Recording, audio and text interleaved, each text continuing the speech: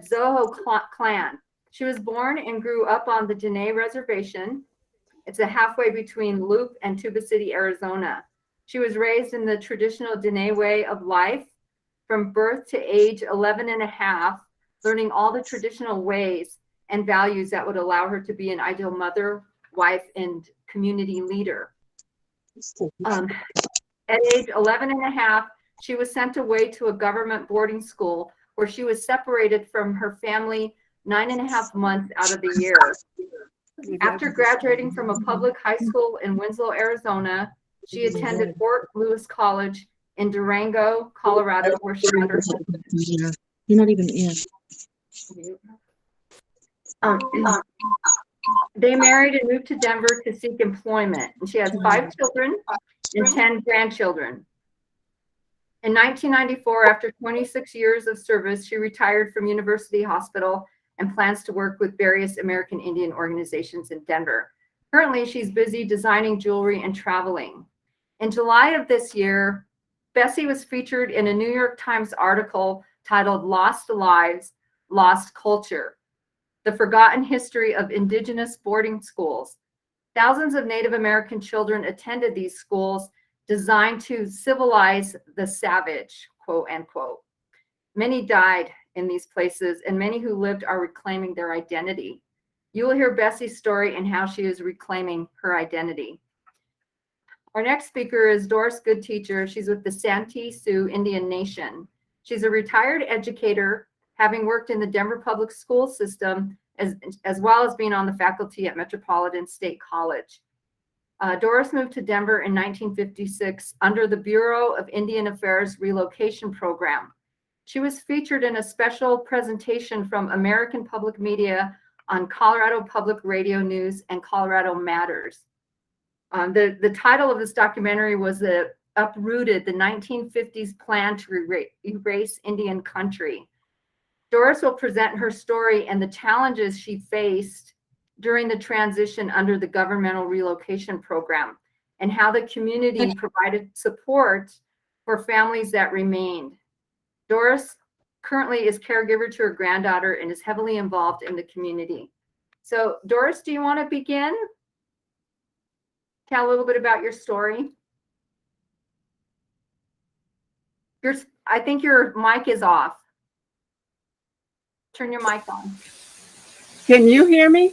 No, this is Bessie. I can see you now, Bessie, and I can hear you. So okay. Doris, you need to turn your mic on. And Doris, to find that, it's at the bottom of your screen.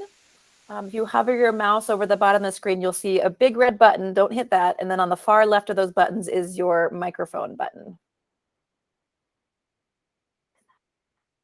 See it. There you go. There you go. You got it. Yay. Okay. Bessie and I talked, and if you don't mind, I'd like her to start, and especially since you could see her now, because what she has to talk about is a good segue into my story, if you don't mind. Is that okay? That's fine. Okay, go ahead, Can Bessie. you hear me now? Can you hear Yes. me now? Yes. Good morning. I'm so sorry with all this technical problems. So my name is Bessie Smith. My Navajo name is Zapaha. Zapaha is a name that was given to me when I was born, and when I started boarding school, I could no longer use that name. So they gave me the name Bessie, and for the rest of my life. Can you hear me?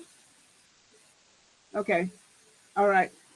So I just heard someone talking about, it was 11 and a half when I began attending. I did not attend. I went to a boarding school. So let me begin my journey from the time I was born. When I was born at home on a reservation delivered by my grandfather and my grandmother. I grew up in a very traditional way of the Navajo way, with it since my mother never went to school as well. She grew up and was given away in marriage to my father, who was 20 years older than her.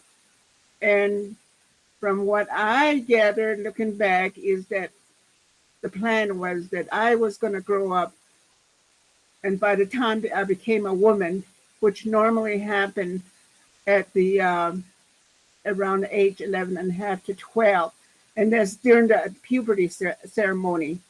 And that is the time that we would be given away to a family, and that would be whoever is chosen or who has chosen me to be their wife.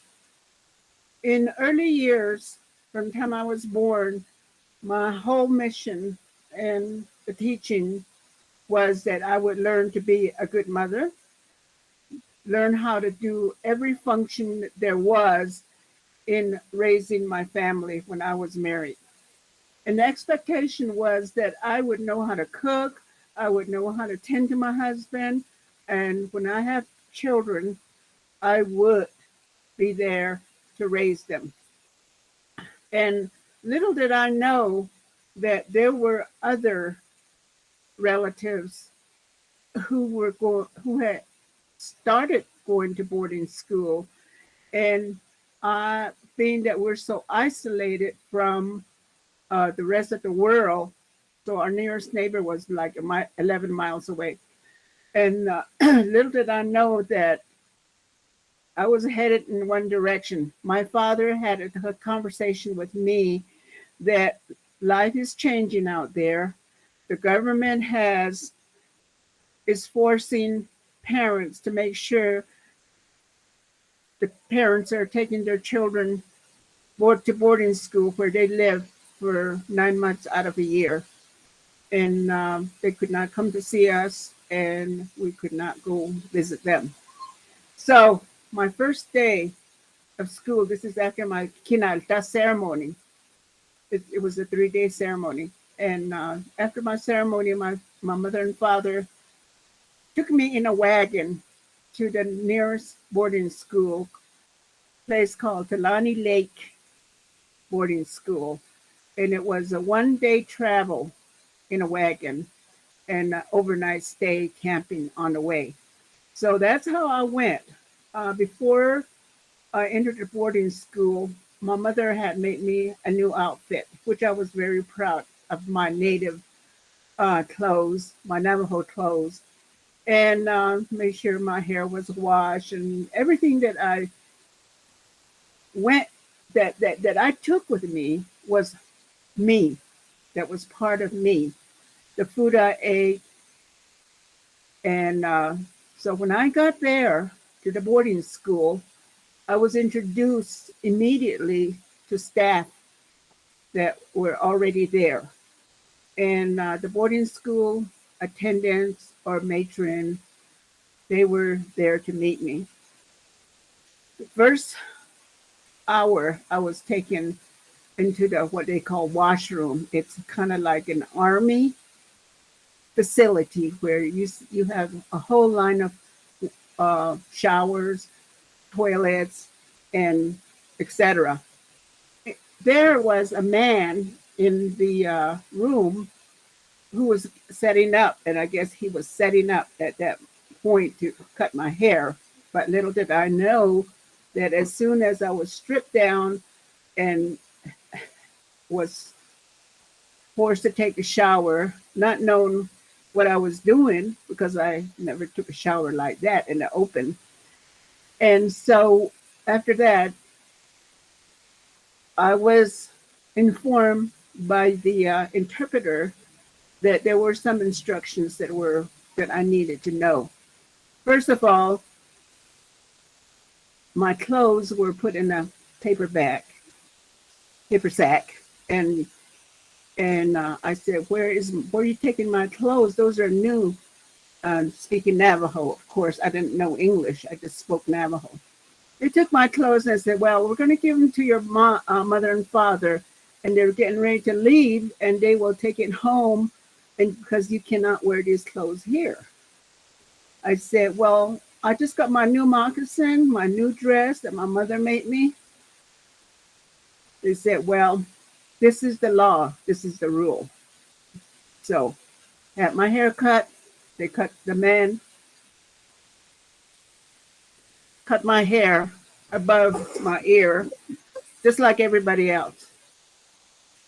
And I met with the boarding school superintendent who came in at that point with an interpreter who said, effective now, you cannot speak your Navajo anymore. I said, well, how can I talk when I don't speak English? And they said, well, you have to remember you can't talk back. And because what you're doing now is you're talking back. In the future, if you question, that was in Navajo, so I'm interpreting it. They said, if you question what you're doing, you will be punished. I said, I had no idea what punish is. And of course, it's being translated that a harmful thing will happen. That's how it's interpreted. That means you can get paddled, or you can go without dinner or breakfast, or you can stand in the corner or be spanked with a ruler. So that was the beginning of my day. And so I always talk about that day because it is so important to me that little did I realize for many, many years that that was the day that I had lost every bit of my identity of how I looked, what my perception was. So that wasn't all. When I met with the superintendent, I was told that I will not be seeing my parents for a while. They already left me. And that was very hurtful, still is, to see a child, 11 and a half, to be taken to boarding school and the parents can just walk away because they're told to. There I was. And to know that I had to learn a new name that was given to me. I can't speak my language. I don't have my clothing anymore because I was given an outfit that was like a nightgown, which which all the girls were wearing. Later I found out. And the hardest part was really is taking my language because that was the only way that I could communicate was in Navajo. So to this day, I still don't know how you can take a child, take away their language and say, okay, go ahead and communicate. It's like taping up your mouth. So that was the beginning. So I fumbled my way through days. My father had told me, you're going there to get an education. They're going to take care of you. But I didn't ask when I was feeling sad who would be there to comfort me. My parents left. I might as well have been an orphan given away to a orphanage. So I managed to get through the week. Weekend came Sunday. We were expected to congregate in the dining room where we did. Missionaries came. They, through interpreter, we learned that they were there to see who in this room hasn't been saved. And have you been practicing Navajo way of healing, to sing, the prayers? When that was over with, the man who's an interpreter came over and he said, okay, let's talk about what you've been practicing. Have you seen the medicine man? I said, yes, I have, because Medicine man is like a spiritual leader. And when I responded, he said, "Have you been saved?" I said, "What is saved?" Now, I had no idea what saved was.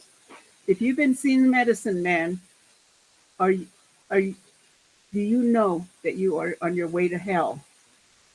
That you will not enter the gates of heaven until you surrender. That was the kind of language that I heard through interpretation of being stripped of everything that I was during that week period. Life for me at that point, because I was much older than a lot of young children who were starting boarding school, I was able to rationalize to myself. Now, my father told me that I was here to go to school. I will be a good student. So I tried very, very hard to learn English, which I did. Within 2 years, I was in the 5th grade level, and I was sent further away from my home to Fort Wingate, New Mexico, which was about like 200 and something plus miles from where I grew up. No chance of me seeing my parents.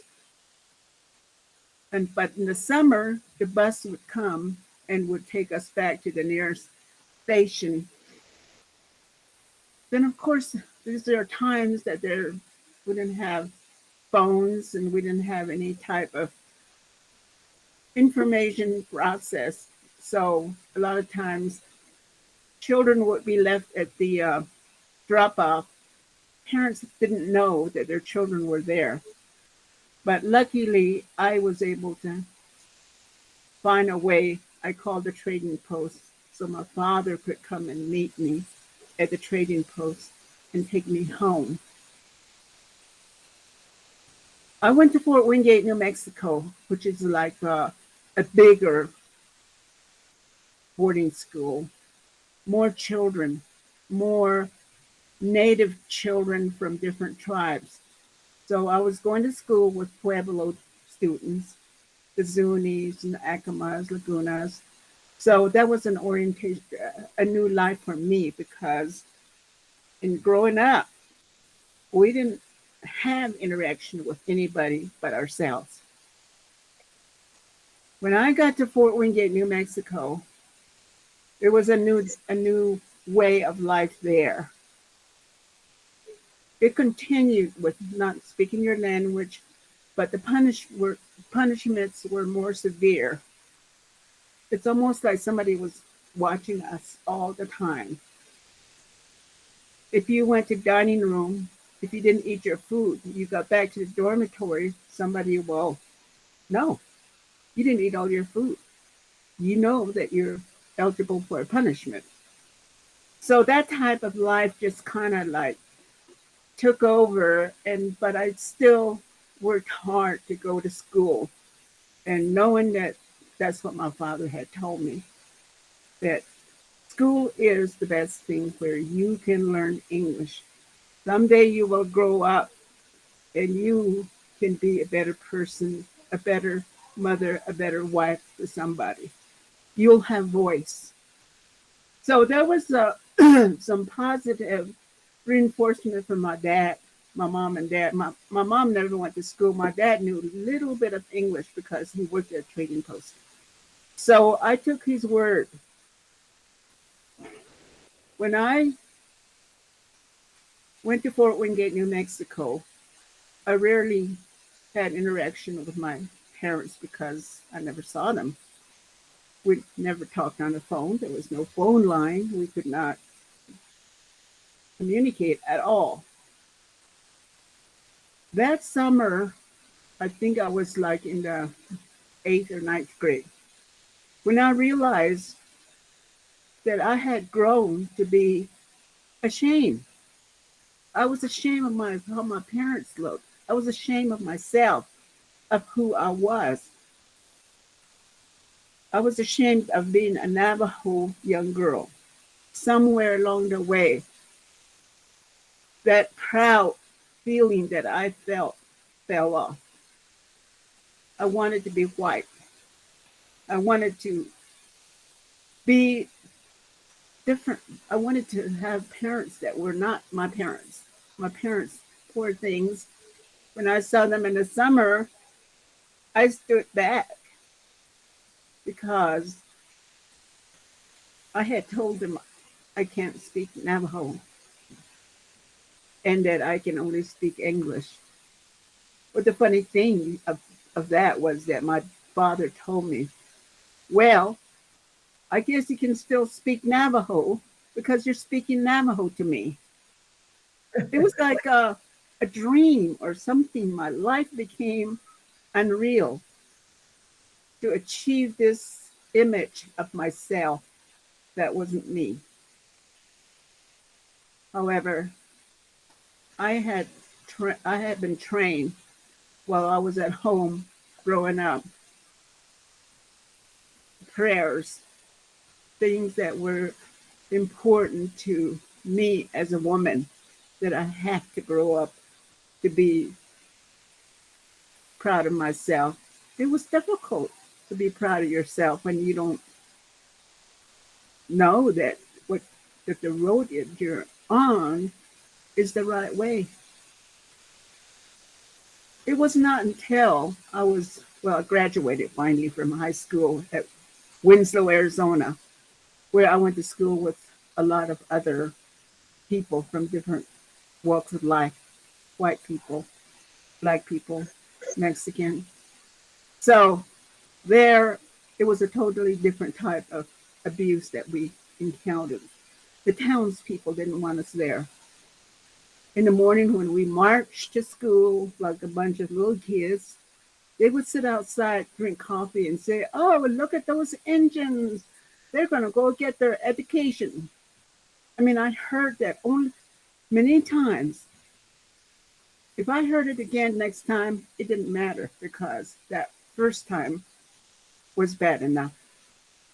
Many, many other times people said that to me, but I had already been hurt. I was lucky. I was accepted to Fort Lewis College in Durango. I don't know how I made it, but I was speaking English, very little Navajo, no going back to the reservation where I grew up. In Durango at Fort Lewis College, I met my husband, and my life took a change. We had 5 children by the time we moved to Denver. Moving to Denver was a personal choice that we made. We knew that we had to provide for our children, and he was not Navajo, so his understanding of life was not like mine. So I literally hung on to his way because I had no idea how to make a living. But my education and my grades were good. So when we left Fort Lewis College, that was in the late 60s, about the time that our people were being enticed to leave their land. They called it Indian relocation. Still, the effort was through another channel to assimilate us, to leave our land so that the land can be available to be used for other purposes. I somehow, through my early years of gaining faith in my own way, found the strength and how I was going to live. Living in boarding school was like being an orphan, like I said, where you have no role models. Your parents are not there. I already learned how to cook in Navajo way. I already learned the value of being a parent on the reservation before I left for boarding school. It came back to me by the time that I came to Denver. I was never approached to participate in the Indian relocation, but I had friends that had started had started a college at Fort Lewis College. They were offered the opportunity. I know two families who quit their college and they moved to Denver. Not a good outcome. By the time that we left Durango, Fort Lewis College, and we moved to Denver, I saw my peers, my people my age, who had taken advantage of it. There was a tent city going at that time, downtown Denver. And we helped a couple of families to move back to the reservation. They had no money. They didn't have help. They had turned to alcohol, drugs. And it was really sad. And that gave me the inspiration. It gave me some strength that I thought my life had been bad. But now I'm in a better place because University Hospital had given me the opportunity to work as a file clerk at the University Hospital on 19 Colorado. I worked there for quite a few years. I worked hard, took classes. Eventually, I was able to become a director of patient admissions at University Hospital. I retired in 1994, became active in the Native community, doing work with Doris Goodteacher, my friend. So I don't want to take up her time, so I'm going to turn it over to her, and afterwards, I think I can take questions. Bessie, before you turn it over to Doris, I just wanted to point out that Bessie also has participated in and supports the Colorado Organization for Victims Assistance as being part of. Yes, and she has had a booth there at the conferences like almost every year for several years now. So a lot of our employees from the Division of Criminal Justice are familiar with Bessie Smith's work in the community. And so, Bessie, thank you for such an inspiring story. It's hard to wrap our hearts and our minds around. There's so much to my story. Suffering, right? Yes. So, but I think you can speak to the relocation program of which you've talked about. So I'm going to hand it over to Doris at this time. Okay. Oh, I have to take a breath. Bessie is my friend. We've shared a lot of experiences and I've heard her story, but today it was really emotional. I too was born on my reservation. My reservation is the Santee Sioux Nation in northeastern Nebraska. It's a really beautiful part of Nebraska. A lot of people think of Nebraska as just open plains and nothing there, but where my reservation is, it's hilly and there's lakes and there's a lot of greenery, there's trees and foliage, and it's just really beautiful because it's right along the Missouri River. And right directly across the river is Yankton, South Dakota. I was born there, as I said. My mother had me without being wed. And so back in those days, that was considered, I was considered illegitimate. She had gone to boarding school. She went to boarding school and graduated from the Sisseton-Wauketon High School up north.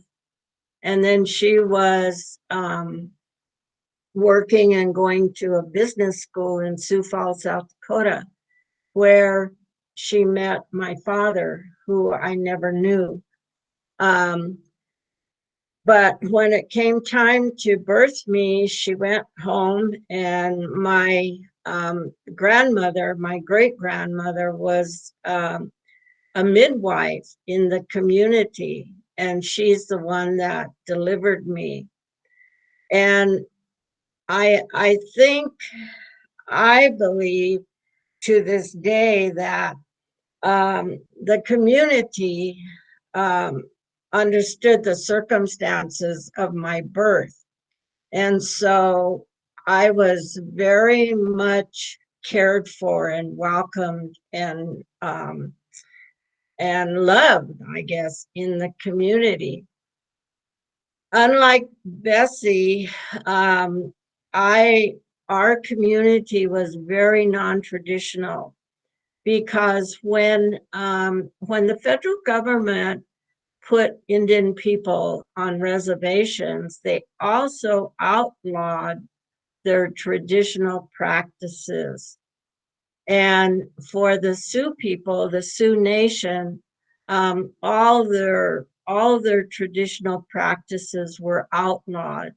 Everything that the Sioux people knew went underground.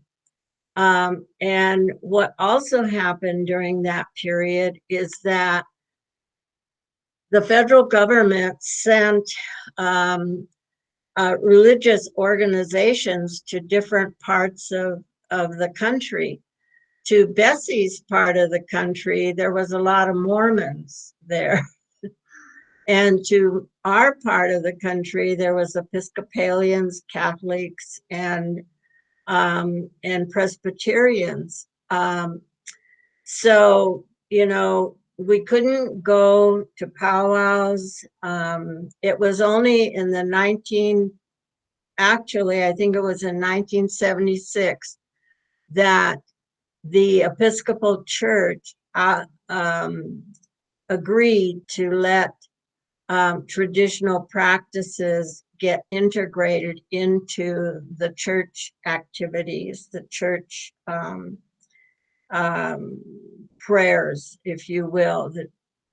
So I was raised an Episcopalian. My uncle was an Episcopalian priest. My stepfather, his father was an Episcopalian priest, and my grandfather, his cousin, his first cousin, became the first Episcopal native bishop of the state of South Dakota. So everything that we did in our little community centered around the church. And our little community was very small, and there wasn't a lot of people back then. And there wasn't a lot of alcohol or drugs. I mean, drugs would have been unheard of. But one of the other things that the federal government outlawed was alcohol.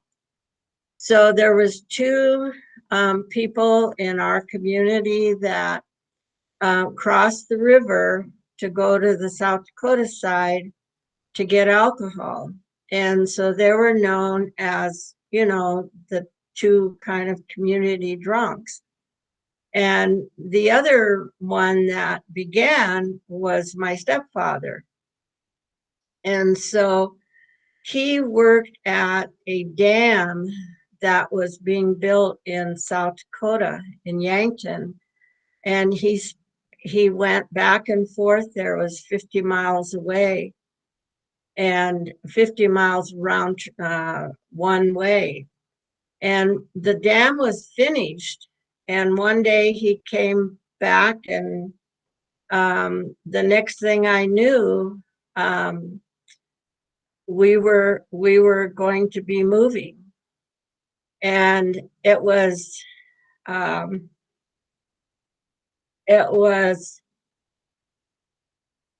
one of the saddest times of my life, was to leave that little community and my relatives, my grandma and grandpa, my aunts, the people in the community that took me under their wing. We didn't have running water. We didn't have electricity. There was an outhouse.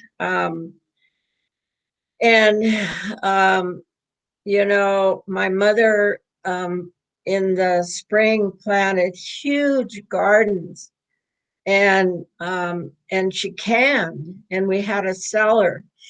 And my job was to help take care of those gardens and pick the vegetables and fruits that grew out there, and then to help with the canning. And so I tell this because we didn't ever go hungry on the reservation. We had plenty of food to eat from what my mother did with the canning. And then my stepfather, he hunted rabbit and deer and quail and whatnot. And then my mother, she traded. There was 2 white farmers in our community, and so she traded a lot of her canned goods for meat and butter and eggs and milk and those kinds of things.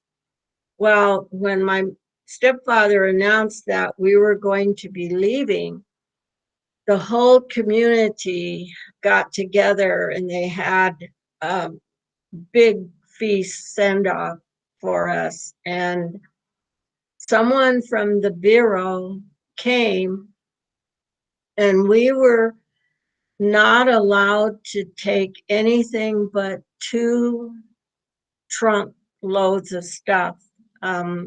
Dishes, furniture, everything that we had in our household had to be left. There was an organ, one of those pedal organs that my mom, she knew how to read music and play the organ. And my stepfather didn't read music, but he knew how to play by ear. And so some of the entertainment was, you know, folks would gather around that organ and sing. And I grew up listening to gospel music and country, the Louisiana hayrides, you know.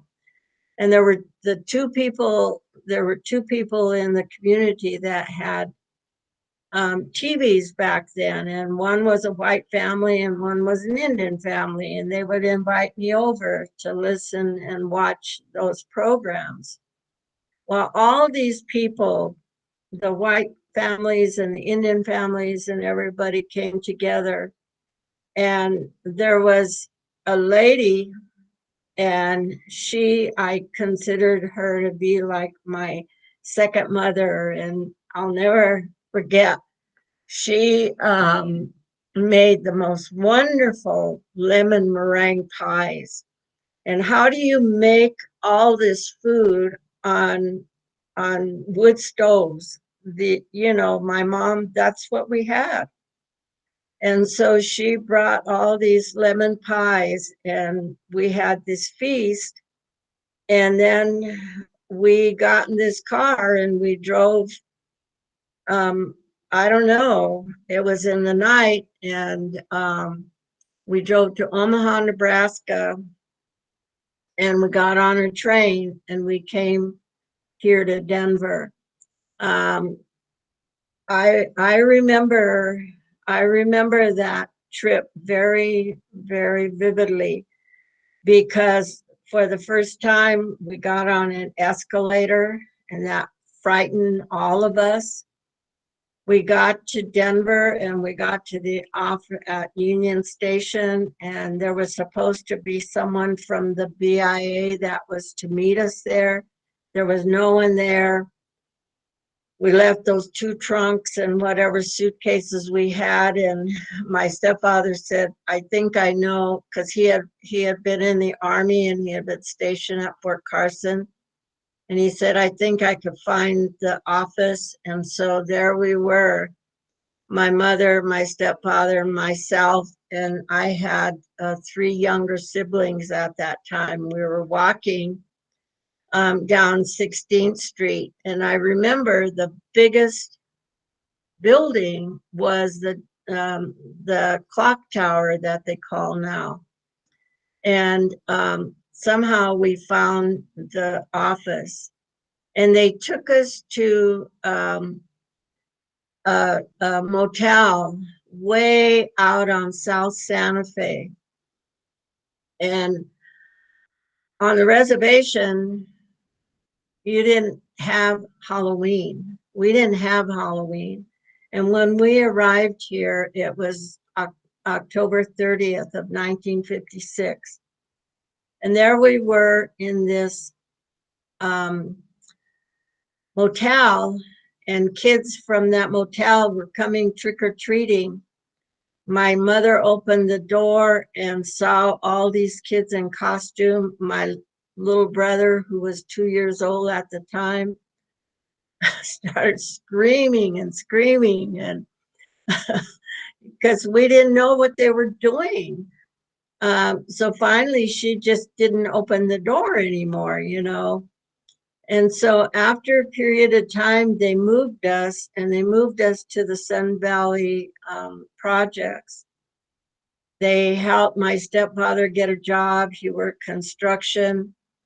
And we lived in those projects for a couple of years, and soon found out that there was a lot of other Native people here in Denver. And being Episcopalians, somehow we all found each other. And St. John's Cathedral welcomed all of the Native people into their church.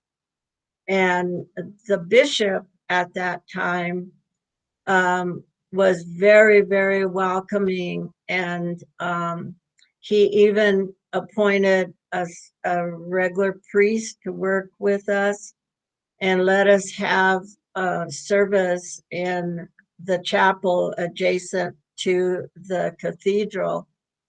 And we formed a group, and we had the first powwow I ever went to, because we weren't allowed to go to powwows on the reservation, was held at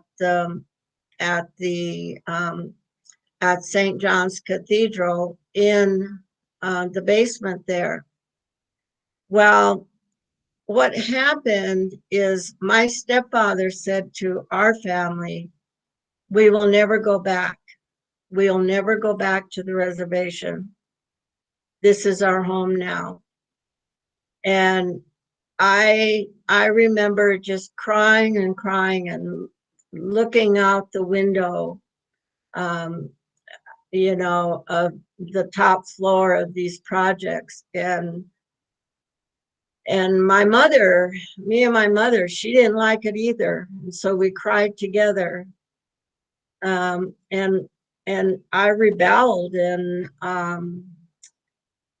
you know, had early pregnancy, early marriage, had kids early, and so forth and so on. And other relatives that came to the city at that time through the relocation, I would say many of them, like Bessie mentioned earlier, some of them, they just couldn't make it. My aunt came, I had a first cousin that came, and they went back. They went back to the reservation. And some of us stayed, but later on, as an adult and working in the Indian community, what I learned is that about a third of us that came under that relocation went back and forth. And then another third of us stayed. And then a third of people just went back and didn't ever come back. And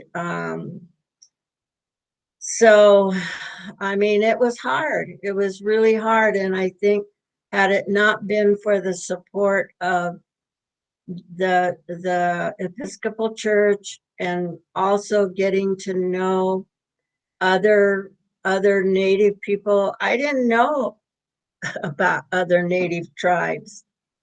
And so there were other tribes that my mom, became friends with. The other thing that happened during that period is that there was an organization formed. It was called the White Buffalo Council. And along with that, the Indian Center was formed. And for years, the Indian Center was on 16th and Gaylord. And so they helped to provide support and services. But the one thing that I think was really clear was that the BIA promised that they would help with support for, things like health, housing, financial. They were going to supposedly give money every month, Well, my stepfather got a job right away. So very soon after that, money, wasn't available.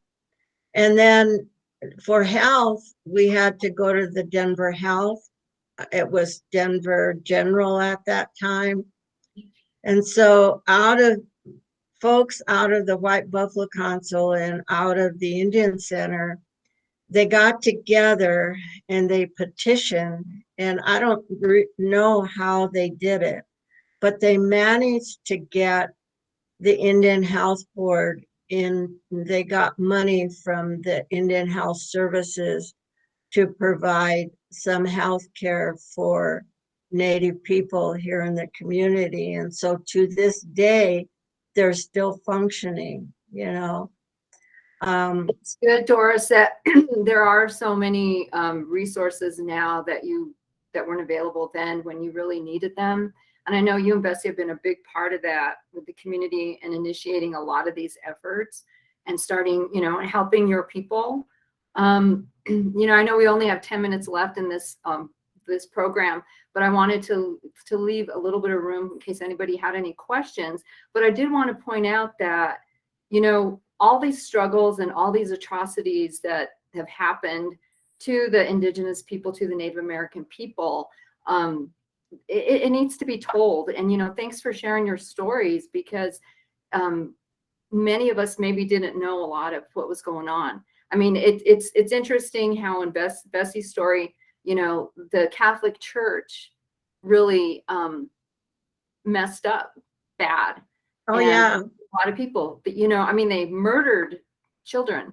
I mean, I recently went to this vigil on Indigenous and murdered people, and had the Catholic priest apologizing to Chief Plentywolf over these atrocities. But that's not enough. It's like it barely covers, any type of suffering. We can't wrap our head or our hearts around any of this, but at least it's a start. And when we can raise awareness and we can enlighten others about others' suffering, then maybe, they'll think twice about being mean to somebody or talking down to someone, or, anything that's going to help make this world a better, peaceful world. But I couldn't help but see the irony in that, Deb Haaland was just recently named, the Secretary Right. of the Department of the Interior, when in 1871, was it Alexander who initiated a governmental policy trying to civilize the Indigenous people or annihilate them. And and look at now, years later, we have the first Native American head of this cabinet, Department of the Interior, who has a lot of say-so in helping the Native American people, indigenous people. So, it's coming full circle, but it's because of the suffering of others and the efforts such as yourself and Bessie and raising awareness and making this a better world. Sometimes, like I said, all it takes is that raising awareness to initiate positive change, right? If I could just real quickly though, because my background, Bessie was able to share her background. My background is in substance abuse treatment, prevention, and mental health before I became a school social worker. And in my role, when I was in mental health and substance abuse, I gave presentations to schools and other mental health agencies and so forth. And I said words to what you're saying, is that, we don't hold the marketplace on, what's happened to us, but I really believe it's important to understand our history. And in order for mental health clinicians to understand and to be effective, I felt it was important for them to understand part of what has happened to us, not to place blame, but just to be able to be more effective. Because like I said, we don't hold the marketplace on all the atrocities that have helped. Right. To And bring not us to to repeat, exactly, and not to repeat history. We should Right. learn from all of this and right, to go back to doing something like this. We are all equal. We are all equal. We are all human, and we are all part of this human race. Nobody is Right. better. Nobody is more superior than anyone else. no, And we all have our histories, and it's not to, like I said, to place blame, and it's not to put anybody down. It's just to help understand. And just one last thing, this is the documentary, and I'm sure you could get it on YouTube, and it's called Urban Res, and this is the documentary that the PBS put out. So, you had mentioned that earlier, Alberta. So I think it's still available on YouTube. okay, great. I'll quit talking. Does anyone have any questions for either Bessie or Doris, or any comments that you want to publicly mention? Russ? Yeah, I've read a bunch of books on history and Native American history. There's a couple of ones that I've read recently that I thought were really good. Russell Means wrote a book called Where White Men Fear to Tread. There's also one called Black Hills White Justice. It's about the history of the lawsuit that the Sioux tribe placed against the United States, and actually won the lawsuit. And I was wondering, is there any books that you guys might recommend about maybe some more recent history or nonfiction stuff that would be that you might recommend? Oh my goodness. Nothing comes to mind right now. I do know that there's a recent book about the urban population, and I have a whole stack of books downstairs, and my mind went blank. I'm sorry that and normally in my presentations too, I would take a bunch of books, for people to read. So I can look for some and share that with Alberta. And Bessie, you probably have some too.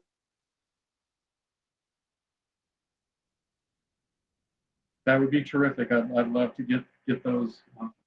Of course. That's awesome. Thank you so much, and thanks for sharing your stories. Oh, you're welcome. Very amazing. Heartbreaking, but amazing. Well, my mom always said I'm a tough Indian woman. So I think me and Bessie are tough Indian women. So I'd like to say that I was looking up like different quotes on, Native American women and, the strength, because my background is Native American as well. I'm part Navajo and Apache on my mom's side. And I was looking up this quote, and it reminded me of both you and Bessie and Navajo women, the strength of us. So it goes like this: we stand for what we believe in. We speak our mind. We stand devoted to our families. We are accustomed to life's hardships and overcome all obstacles. We are beautiful. We are proud. We are women of the Navajo Nation. And I say that, and remembrance of my mom, because I did not have it as hard. Obviously, we didn't have those struggles that she had, that you've had. That you've had to pave the way for a lot of people because of your suffering. But you certainly made this a better world for all of us, for sure. Well, thank you. And I've told Bessie time and again, I love her, and I have traveled. We've traveled the country, and I love to. I could sit for hours and listen to her stories. And I've told her, you need to publish a book and have all these little vignettes about your experiences. So I'm waiting for her to write her book.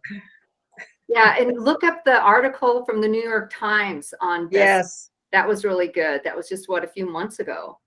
Yes. Yeah. Mm. There's some chats in here. I'm watching them. Do you see the chats? I do. Okay, so Yeah. There's one to you, Bessie, from Lisa Gonzalez. She just wanted to say hello for her husband, Chad Alapawa. He's a graduate. Oh, yeah. Yeah, no, I know a lot of people, and I know them. Thank you. A lot of people are thanking you for your inspiring and amazing stories. Yes, well, thank you very much. And thank you for having us, Alberta. Thank you for organizing this. It was nice. I think the more people hear these stories and can understand, how important history is. Right. We're grateful to be part of the Equity, Diversity, and Inclusion group. The Inclusion Support Working Group is the group I'm on. And we've been hosting these lunch and learns to raise awareness and cultural awareness, various groups, various cultures. And it's been a pleasure for us and a learning experience for all of us. And, we always thank the leadership for giving us these opportunities to educate and others, and to create a forum for discussion, for good discussion. Absolutely.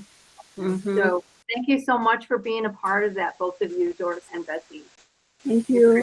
Yeah. You are so welcome anytime.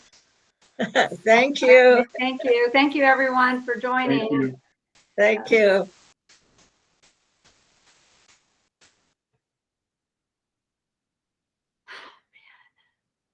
How do we leave now? There's no just. You can just stay on. Just kidding. Okay, we'll just stay on for a while then. I'm reading all those. Yeah, the chat. In Zoom it just says leave the meeting. So I guess you have to probably. No, the red button. You can just hit the She could just hit the red. hit the red button on the bottom, right? Okay, all right. I will after I look at some more of this. All the chats. All the chats, yes. Yes, soak it in, ladies. You guys did awesome. Yeah, you guys are awesome. Thank you, everyone. Good Thank you. Good to see you, Alberta. You too, Doris. I'll talk to you soon. Okay. All right. Bye. Bye.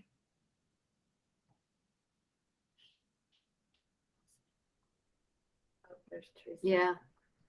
T is on, so I'm going to stay on. I had to stay on just to say to everyone how absolutely moving that was, and such something that so many of us just have no idea about, just in terms of my life, and having someone attempt to erase my culture. Doesn't it just create so much anger in you? Like, Yes. am I doing enough, like to help other people? I wasn't aware of some of this until I was in law school, which was in the 90s, but there was a fellow law student in my class who was Navajo, but she was just finding out who her biological parents were, because she was also one of the children who was disappeared from her parents. That was still happening in, the 50s, the 60s, the 70s, where, children of Native Americans were just taken and assimilated into white families. And some of that came up because we were actually reading case law, and there was a case out of Washington State that was negligent homicide, and the charges had been filed against the Native American parents of a child because they did not take this child to a doctor soon enough for something that became critical and resulted in the child's death. They were treating the child with aspirin and with other things that they had. And the other side of that story was, this was a time where if parents on the reservation took their kids to a white hospital, they might never see their children again because they would just be disappeared from those parents. So what they were facing actually was the fear to take their child in and get any other care because of the fear that they'd never see their child again. So sad, how helpless these parents must have felt, and how awful to what seems like a never-ending war of disparity and injustice. Sorry, I have my camera off because, well, number one, because I have tears streaming down my face, but number two, every time I turn on my camera, I lose connectivity. But you guys don't have to. I can't help but emote. I know. I was just looking at Lisa's chat. So Lisa, you and I are we have the same heritage. Yeah. What is it? Navajo Apache. Oh, okay. And and you're right. A lot of things didn't get passed down, right? They were punished for their culture, and they didn't want us punished. Exactly. And it makes me sad, but you know what? We have an obligation and responsibility to raise awareness and to bring light to this. We can honor our ancestors by the way we live our lives.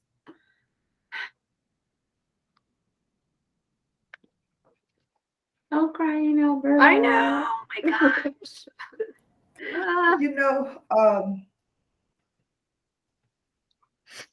Some of that stuff I haven't thought about for a lot of years because my mother's no longer here to tell the story. And can we stop recording? Oh. That's a good idea. By the way, good catch.